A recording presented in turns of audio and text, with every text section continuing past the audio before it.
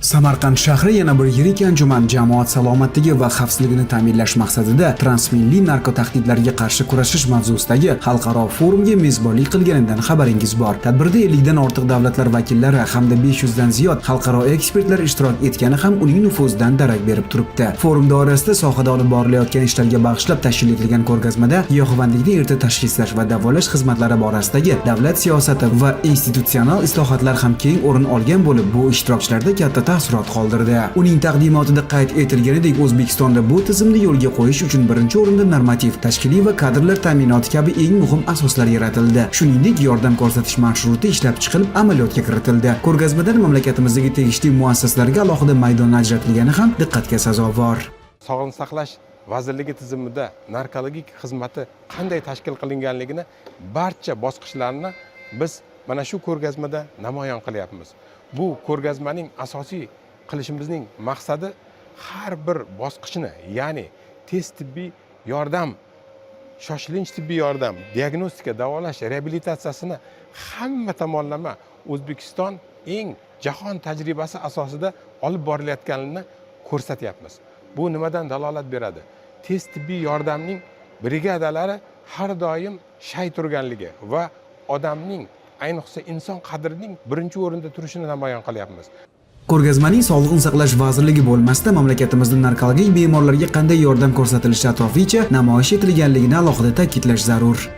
Ko'rgazmada Sog'liqni saqlash vazirligining stendi mavjud bo'lib, mana shu ko'rgazmali maydonda biz aynan O'zbekiston Respublikasi sog'liqni saqlash tizimida qanday islohotlar va narkotahdidlarga qarshi kurashish yo'llari amalga oshirilayotganini ko'rsatib berishga harakat qildik. Ko'rgazma maydonimizda sohadagi izchil yondashuv, aynan narkotahdidlarga qarshi kurashishning izchil yondashuvi ko'rsatib berilgan. Bu birinchi ilk tibbiy yordam ko'rsatish bo'ladimi?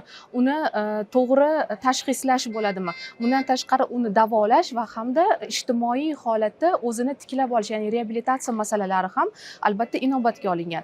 Bugun mamlakatimizda tez tibbiy yordam va shoshilinch yordam ko'rsatish insonni giyohvandlikka ruju qo'yishdan avval diagnostika qilish xalqaro andozalar asosida yo'lga qo'yilgan. Davolash jarayonlarida esa innovatsion texnologiyalar va tibbiy ijtimoiy reabilitatsiyada ilg'or psixoterapevtik usullardan keng foydalanib kelinyapti. Bularning barchasi ko'rgazmada to'la namoyish etildi.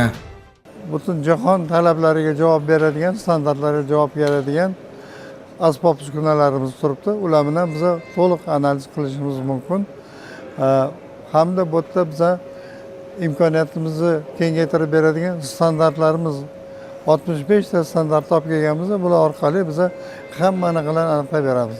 Narkotiklarni nazorat qilish qo'mitasi qonuniy muomalada noqonuniy muomalaga chiqib ketish bo'yicha bir qator ishlarni amalga oshiradiki, bu olib kelayotgan sertifikatlar, ehtiyojlarni aniqlash beriladi. Hisobotlar ular xalqaro qo'mitaga taqdim etiladi. Keyingi yillarda giyohvandlik vositalari va psixotrop moddalarni iste'mol qilganlikni aniqlashga mo'ljallangan ekspress narkotestlarni O'zbekistonda ishlab chiqarishni yo'lga qo'yishga katta e'tibor berilmoqda. Ko'rgazmada o'z mahsulotlari bilan ishtirok etgan ishlab chiqaruvchilardan biri bilan suhbatlashdik. Samarqand Global Forumga Testline brendi asosida o'zimizning narkologik testlarimiz bilan qatnashyapmiz. Bu narkologik testlar hozirda O'zbekistonda bizning korxonamiz tomonidan ishlab chiqariladi. Bu narkologik testlarda birdaniga 18 ta mahsulotni, 18 ta moddani birdaniga aniqlash imkoniyati mavjud. Bu testlarni bizda so'lakdan va soch tolalaridan aniqlash imkoniyati mavjud. Bu testlar bitta mahsulotda birdaniga 18 ta moddani aniqlash imkonini beradi.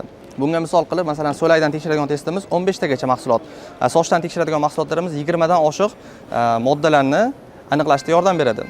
Umuman ushbu nufuzli forum doirasida o'tkazilgan ko'rgazma ko'pchilik uchun manfaatli bo'ldi deyish mumkin. Negaki u xalqaro ekspertlar bilan o'zaro tajriba almashish asnosida xalqaro aloqalarni yanada kengaytirish va mamlakatimizda yo'lga qo'yilgan narkologiya xizmatini yanada rivojlantirish imkonini beradi.